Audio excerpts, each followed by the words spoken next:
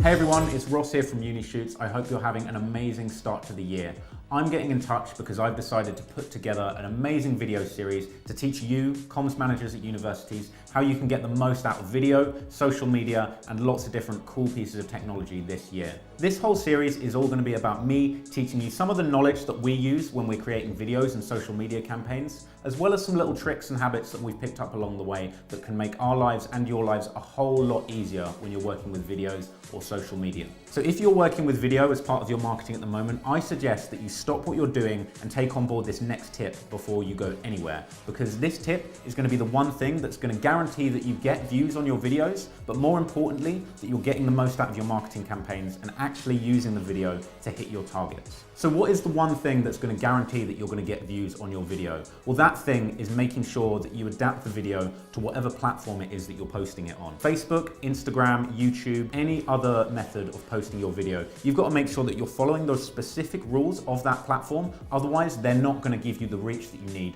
to show that video to a lot of different people. So the first part of that is just making sure that you're posting videos natively. A lot of people mess up when it comes to this, especially in universities, by creating a really stunning video, putting it on YouTube, and then putting that little URL link to that YouTube website on all of their other social media platforms. And what they don't realize is that all of these different platforms are massively reducing the amount of reach that that video is going to have by virtue of it being on a YouTube link. At the end of the day, Mark Zuckerberg doesn't want you taking users off of Facebook over to YouTube. They would much rather you took the entire video, so the MP4 or whatever it is that the video file is, and uploaded that directly to Facebook. And this can be Facebook, Twitter, Instagram. The key is making sure that you take that video file and you make sure that it's hosted on the platform where you want people to see it. It's a small trick, but if you haven't been doing this, and you implement this tomorrow, you'll suddenly notice a massive spike in your engagement. More people will be seeing your stuff. You'll be getting a lot more views than you were getting before. You'll really surprise yourself. So that's the first thing that you need to do. Beyond making use of exactly what it is each platform wants you to do in order to get the most reach out of your video, you've got to then make sure that your video is actually resonating with your target audience. So another mistake that a lot of people seem to make is that they create these videos that are based around kind of what it is that they want to convey. You know, a certain department at university really wants to show off a specific course, and they just make the video all focused about, you know, what's in that course, what's the course content, and that's not really what students want to see. When you're creating these videos, you need to reverse engineer what students want to look at, essentially creating the video around things that these students would be interested in, potentially things that these students would search for, which brings me to the next really important thing, which is knowing your SEO and your keywords. If you don't know what SEO is, that's search engine optimization, and it's a bit of a throwback to the old Google days when people were using things like AdWords and Google search terms to try and pick up traffic online. YouTube is essentially the second biggest search engine. It's owned by Google, and it's basically the Google for videos. But people don't take this into account when they're posting their video marketing onto YouTube. You know, if you're a department at a university creating video content and you're just posting your video content onto YouTube with names like History BSc video, people aren't going to find it because that's not what they're searching for. So you need to start